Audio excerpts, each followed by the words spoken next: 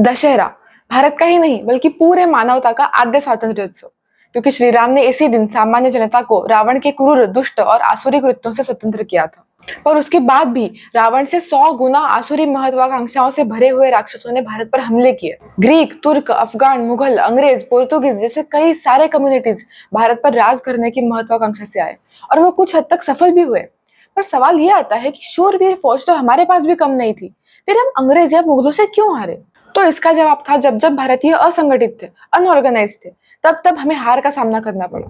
पर तब तब भारत माता ने ऐसे सपूत पैदा किए जिसने भारतीयों को संगठित करके दुश्मनों को चायों खाने चित किया। जैसे चाणक्य ने चंद्रगुप्त के साथ पूरे भारत जो टुकड़े टुकड़े में बटा हुआ था उसे एक संघ किया और ग्रीकों को वापस अपमानित होकर जाना पड़ा। भारत माँ का एक ऐसा ही सपूत डॉक्टर केशव बलिराम हेडगेवार, जिसने ब्रिटिश राज में असंगठित भारतीयों को, असंगठित हिंदुओं को एक करने का विचार किया और 1925 के विजयादशमी के अवसर पर स्थापन किया राष्ट्रीय Swayamsevak Sangh. Also, whenever we say Hindu, it does not mean a religion but a geographical identity.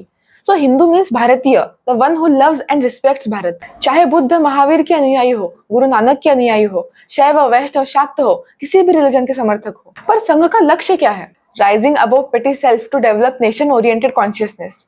समाज को सक्रिय करना, सज्जन शक्ति को संगठित करना।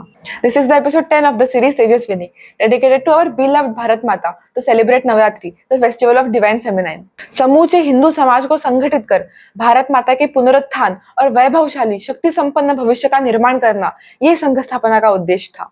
सारे समाज में जाकर उसे संगठित और संस्कारित करना, देश के काम के लिए सक्रिय करना, ये संघ स्थापना का लक्ष्य था। अपने इस लक्ष्य को प्राप्त करने अपने मार्ग पर पिछले 100 साल से संघ सफलतापूर्वक चल रहा है। संघ की प्रेरणा से आज स्वयंसेवक आदिवासियों के उत्थान के लिए, मजदूरों के लिए, सीमा पर खड़े जवानों के लिए अलग अलग उपक्रम चलाते हैं। हजारों स्कूल्स देश भर में रुग्ण सेवा के लिए मेडिकल फैसिलिटीज चलाते हैं। इन सब के बावजूद हर रोज नित्य शाखा में स्वयंसेवक सेवा और समर्पण का संस्कार ग्रहण करने जाते हैं। Let's we all be involved in any of the activities run by संघ परिवार. It can be any field that you would relate to. It may be environment, education, yoga, history, Sanskrit भाषा संवर्धन, पर्यावरण संवर्धन, इतिहास संशोधन और लेखन, सोशल मीडिया के द्वारा राष्ट्रीय विचारों का प्रचार इत्यादि हजारों उपक्रम देश भर में चलते हैं। पर संघ में आकर हमें क्या मिलेगा? सुनते हैं खुद सरसंघ चालक मोहन जी भागवत से। अगर कोई स्वयंसेवक बैठक में मुझे पूछता है मैं संघ में आया हूं, मुझे क्या मिलेगा? मैं कहता हूं कुछ नहीं मिलेगा। तुम्हारे पास कुछ है तो वो चला जाएगा। हिम्मत है तो आओ। संघ स्वयं को बर्बाद करने का काम है, देश को आबाद करने का काम है। करना है तो करो, ये डरपोक लोगों का काम नहीं, स्वार्थी लोगों का काम नहीं। स्वार्थ मन में है तो संघ से दूर रहो, उसमें तुम्हारा भी भला है, हमारा भी भला है।